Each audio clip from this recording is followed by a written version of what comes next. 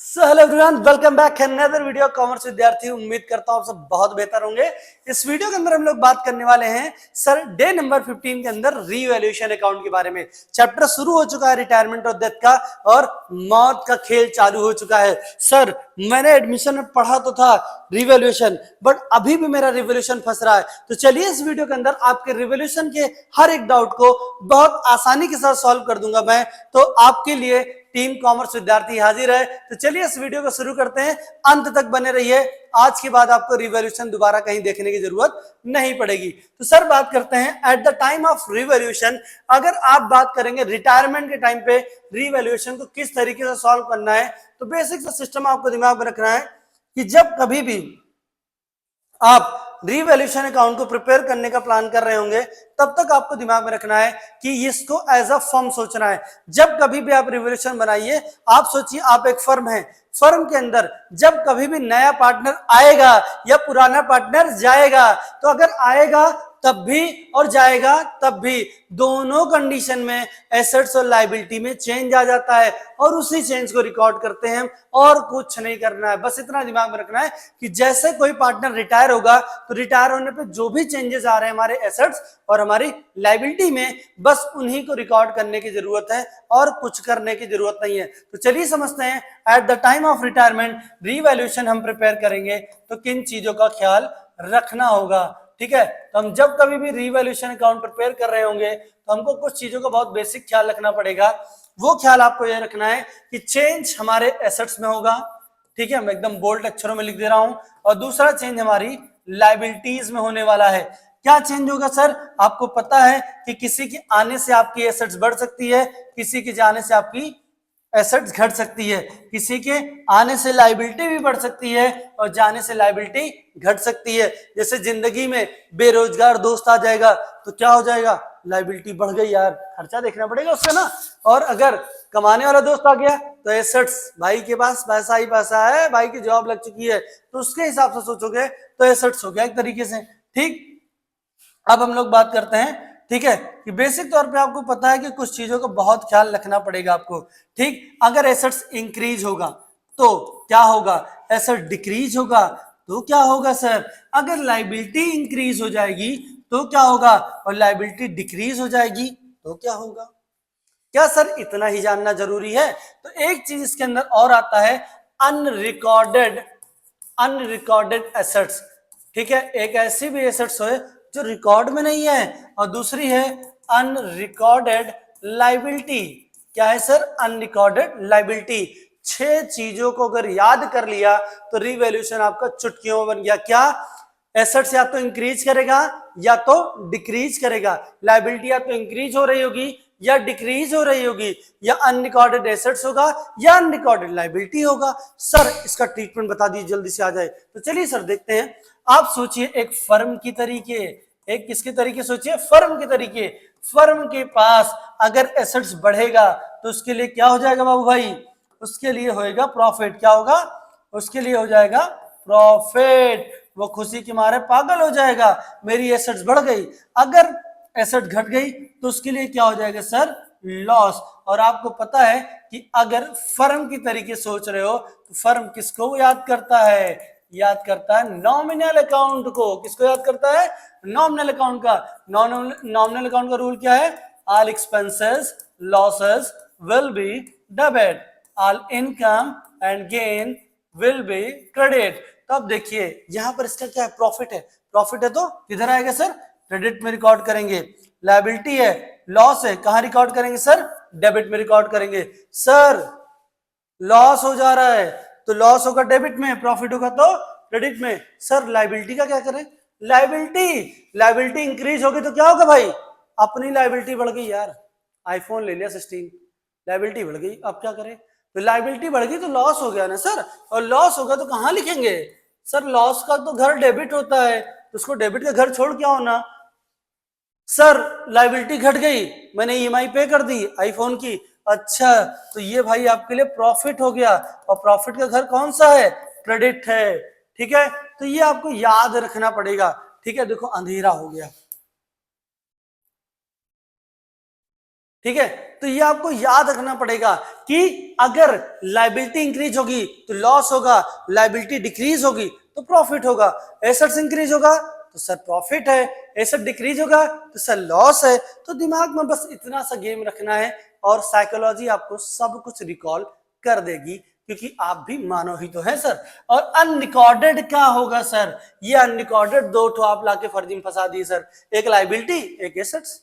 तो देखो भाई, अनरिकॉर्डेड एसेट्स ऐसी एसेट्स है जो आपके बैलेंस शीटों में नहीं है भैया, लेकिन वो एडजस्टमेंट में दिया हुआ है। और अनरिकॉर्डेड लायबिलिटी भी ऐसे है कि वो आपके बैलेंस शीट में नहीं है बट आपके एडजस्टमेंट में दिया हुआ है। तो याद इतना ही रखना है कि अगर कोई चीज बैलेंस शीट में नहीं है तो मतलब वो पुराना आइटम नहीं, वो नया नया आया हुआ है और नए नए का ट्रीटमेंट नए अंदाज में होगा कि भैया देखो तुम एसेट्स हो, तुम मेरे लिए प्रॉफिट हो, मैं तुमको क्रेडिट वाले घर में ले जाऊंगा। ठीक है भैया, तुम लायबिलिटी हो और तुम मेरे लिए लॉस हो, मैं तुमको डेबिट वाले घर में लेके चलूंगा। बस खत्म हो गया है सर, इतनी आसानी से। तो फॉर्मेट देख लेते हैं यार इसका एक दुपट्टे से। ठीक है, तो चलिए एक फॉर्मेट इसका फटाक से देख लेते हैं। ठीक है, इसके फॉर्मेट पे ध्यान देते हैं। इसका जो फॉर्मेट बनेगा वो फॉर्मेट कुछ ऐसा बनने वाला है। फॉर्मेट में क्या क्या चीजों का ख्याल रखना है सर, फॉर्मेट में आपको याद रखना है कि आपका जो रिवैल्यूएशन अकाउंट होगा यहां पर मेंशन करेंगे आप रिवैल्यूएशन अकाउंट, और देखिए डिक्रीज द वैल्यू ऑफ, इधर लिखेंगे डेबिट और इधर लिखने वाले हम क्या, क्रेडिट। ठीक है, decrease the value of assets, assets की वैल्यू डिक्रीज होगी, किसके यहाँ आएगा, डेबिट क्या है। Increase the value of assets, किसके यहाँ आएगा सर, इंक्रीज हो रहा है एसेट्स, एसेट्स इंक्रीज होगा तो किधर आएगा, क्रेडिट साइड आएगा। सर डिक्रीज लायबिलिटी, अगर लायबिलिटी डिक्रीज होगी तो वो भी क्रेडिट साइड आएगा, अगर लायबिलिटी इंक्रीज होगी लॉस होगा तो डेबिट साइड आएगा। अनरिकॉर्डेड लायबिलिटी होगा तो वो भी डेबिट साइड आएगी, अनरिकॉर्डेड एसेट्स होगा प्रॉफिट है वो क्रेडिट साइड आएगा। ठीक है, दोनों तरफ का टोटल करेंगे, जिधर टोटल ज्यादा, अगर मान लीजिए बाय द टोटल क्रेडिट का बड़ा आ रहा है डेबिट का छोटा आ रहा है तो यहाँ पर प्रॉफिट ऑन रिवैल्यूएशन लिखा जाएगा। और अगर गलती से अगर डेबिट बड़ा आ रहा है और क्रेडिट छोटा आ रहा है तो लॉस लिखा जाएगा ऑन रिवैल्यूएशन। एक चीज बहुत ख्याल रखने की जरूरत है, जो मुझे लगता है हर साल सवाल प्रॉफिट का नहीं ज्यादातर लॉस का क्वेश्चन आता है, तो इसलिए सवाल जब भी लगाइए टारगेट रखिए कि रिवैल्यूएशन में जिन जिन क्वेश्चंस में लॉस आ रहे हैं वो सवाल जरूर करके जाना है आपको बोर्ड्स के लिए। तो चलिए देखते हैं अगला टॉपिक क्या होने वाला है। ठीक है, तो चलिए अगला टॉपिक की तरफ थोड़ा बढ़ते हैं। ठीक है, ध्यान देते हैं फटाक से। तो अगला टॉपिक हमारा क्या सर, एक सवाल है, इसको बता देते तो मजा आ जाता। तो सवाल को कर देते हैं यहीं पर समाप्त आसानी के साथ। तो चलिए सर क्वेश्चन में देखते हैं। क्वेश्चन के अंदर लिखा हुआ सर PQR पार्टनर है, प्रॉफिट शेयरिंग रेशियो का 2:1 का है। चलिए बढ़िया है कि 2:1 के लिए मालिक आए हैं। ठीक है, आगे इन्होंने बोला हुआ PQR पार्टनर है। ठीक है, आगे डिसाइड किया R रिटायर हो जाएंगे, R क्या हो जाएंगे, R रिटायर हो जा रहे हैं। तो मतलब यहाँ पर PQR, R का शेयर है 1/5, R का शेयर कितना 1/5। आगे यहाँ पर बोला हुआ है सर कि इन्होंने इनका जो फ्यूचर प्रॉफिट शेयरिंग रेशियो 3:2 का है। फ्यूचर की जरूरत कब पड़ेगी, जब भाई साहब मैं पहुंचूंगा गुडविल में तब जरूरत है, अभी रिवैल्यूएशन के टाइम पे कोई नए की जरूरत नहीं है। लिखा an amount 5,000 include the debtor write off as a bad debts. ठीक है, 5,000 रुपए इंक्लूड है। ठीक है, डेटर्स के बैड डेब्ट्स राइट ऑफ के लिए। ठीक है, अब यहाँ पर क्या है, यहाँ पर थोड़ा ध्यान देना पड़ेगा। ठीक है, कि हमारा डेटर है कितने का, फर्स्ट ऑफ ऑल ये चीज ध्यान देना होगा। ठीक है, तो हमारे यहाँ पर जो प्रोविजन फॉर डाउटफुल डेब्ट है, ठीक है, वो कितने का है सर, यहाँ पर 4,000 का है, और ये आपका कितना आ रहा है नया वाला 5,000। तो 1,000 से आपकी लायबिलिटी यहाँ इंक्रीज हो चुकी है, इस चीज को ख्याल रखना पड़ेगा आपको। साथ में लिखा प्रोविजन फॉर डाउटफुल डेब्ट मेंटेन द एग्जिस्टिंग रेट। ठीक है, एग्जिस्टिंग रेट पे इसको मेंटेन करना है। 80 में से 5 घटा देंगे कितना आएगा सर, 75,000 रुपए, और इसका 5% एग्जिस्टिंग रेट ले लेंगे। ठीक है, 1 0 1 0 कटेगा, 1 0 कटेगा। ठीक है, मल्टीप्लाई करा देंगे इसका तो हो जाएगा 37,500। ये न्यू प्रोविजन हो जाएगा, और नया बढ़ के जो आया हुआ है सर कितना आया हुआ 1,000। तो मतलब ये भी डेबिट में जाएगा, नई लायबिलिटी क्रिएट हुई, और ये भी नई लायबिलिटी क्रिएट हुई, ये भी डेबिट में जाएगा। ठीक है, तो पहला और दूसरा डेबिट में जाएगा। कैसे, क्योंकि देखो प्रोविजन फॉर डाउटफुल डेब्ट इनका 5,000 का है और यहाँ पर जो प्रोविजन फॉर डाउटफुल डेब्ट पुराना था वो 4000 का। आपको पता होना चाहिए बैलेंस शीट की जो वैल्यू होती है ये ओल्ड वैल्यू होती है और एडजस्टमेंट वाली क्या होती है, न्यू वैल्यू होती है। तो नए से पुरानों को कंपेयर करते हैं, ठीक है, नए से पुराने को क्या कर देते हैं, कंपेयर कर देते हैं, ठीक है। तो यहाँ पर पहले प्रोविजन फॉर डाउटफुल डेब्ट 4000 का था, लेकिन नया प्रोविजन फॉर डाउटफुल डेब्ट आया 5000 का, 1000 से लायबिलिटी बढ़ी और नया क्रिएट भी हो रहा है 5%, ठीक है। तो नया प्रोविजन आएगा 3750, ठीक है। स्टॉक रिड्यूसेस टू, स्टॉक मेरा रिड्यूस हो रहा है, ठीक है। तो हम पहले इसको सवाल को ले चलते हैं और लगाते हैं।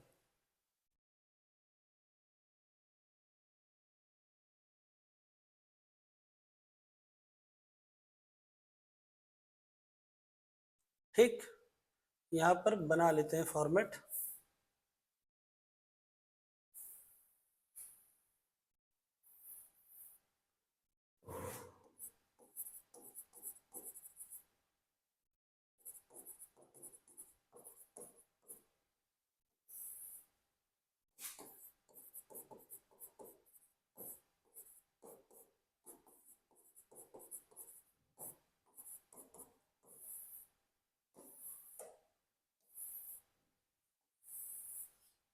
ठीक, अब यहां पर क्या था, 1000 रुपए प्रोविजन क्रिएट हुआ, तो टू प्रोविजन फॉर डाउटफुल डेब्ट कितने का आ गया सर, 1000 रुपए का, ठीक है, 1000 रुपए का आया, ठीक।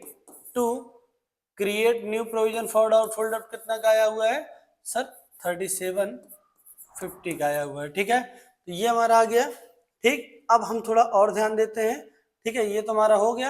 अब हमको ध्यान क्या देना है सर, कि यहाँ पर stock to be reduces by 8200, stock हमारा जो रिड्यूस हो रहा है कितना हो रहा है सर, 8200 का स्टॉक हमारा रिड्यूस हो जा रहा है। अब ध्यान दो कि यहाँ पर स्टॉक की वैल्यू कितनी है, स्टॉक हमारा 90,000 का और ये रिड्यूस हो जा रहा है 82,000, 8000 रुपए से स्टॉक मेरा क्या हो जा रहा है, कम हो जा रहा है। स्टॉक मेरा क्या है, एसेट्स है, एसेट्स कम होगा तो लॉस हो रहा है, ठीक है।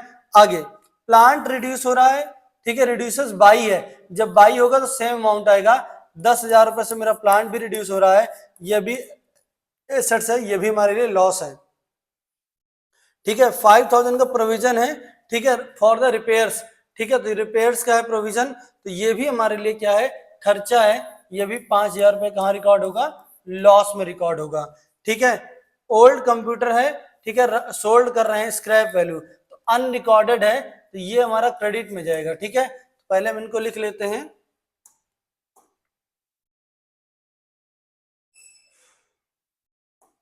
ठीक है।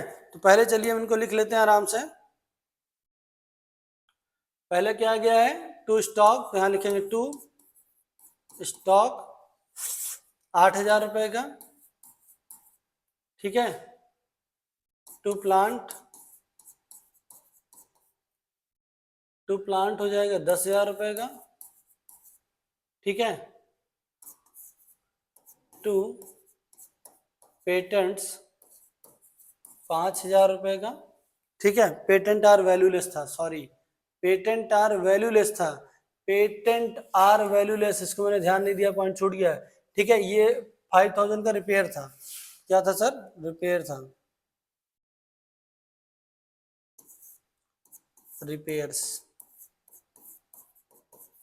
ठीक है। पेटेंट आर वैल्यूलेस, इस पॉइंट को याद रखना, इसकी वैल्यू ही जीरो हो गई, वैल्यू ही क्या हो गई, जीरो हो गई। तो यहां पर लिखेंगे टू पेटेंट कितनी है, 18,250 रुपए, इसकी वैल्यू ही जीरो हो गई, ठीक है। आगे लिखा ओल्ड प्रोविजन है, राइट ऑफ हो रहा है, तो यहां लिखेंगे बाई कंप्यूटर, अनरिकॉर्डेड एसेट्स है, कंप्यूटर कितने का था सर, 6,000 रुपए स्क्रैप वैल्यू के भाव में मिला है हमको, ठीक। आगे लिखा 2,000 रुपए का है paid by the employees injury accident, ये तो हमको मतलब दिखाना नहीं है क्योंकि वर्कमैन कंपनसेशन का आइटम है, ठीक है। ये सवाल यहीं पर खत्म हो जाएगा। अब थोड़ा ध्यान दो, इसका टोटल करेंगे, अब इसका टोटल ज्यादा आ रहा है, ठीक है, वो दिख रहा है कि ज्यादा आ रहा है, ठीक है। अब 1000 प्लस 10 18,000, 18 5 23, ठीक है, 23 23 18 5 कितना हो जाएगा, चलो इसको हम जोड़ते हैं, ठीक है। 18 5 हो जाएगा हमारा कितना 23, 23,000 ही हो गया, 23 एक 24,000 हो गया, ठीक है 24,000,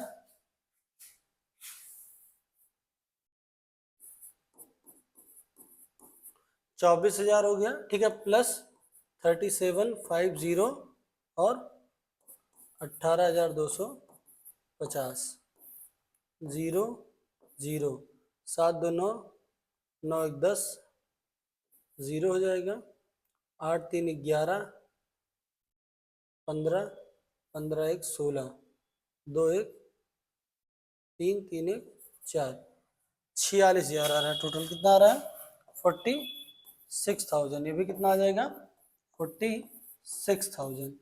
6,000 माइनस कर देंगे, आएगा बाई लॉस ऑन रिवैल्यूएशन 40,000 रुपए।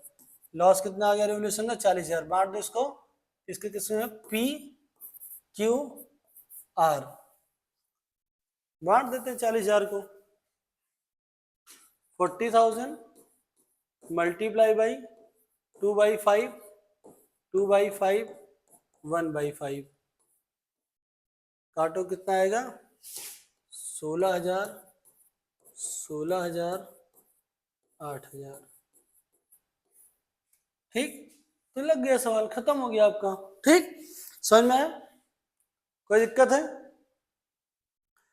यही इतना आपको याद रखना है। ठीक, तो अब ये आपका डे नंबर 15 पूरा हो गया, रिवॉल्यूशन सीख लिया।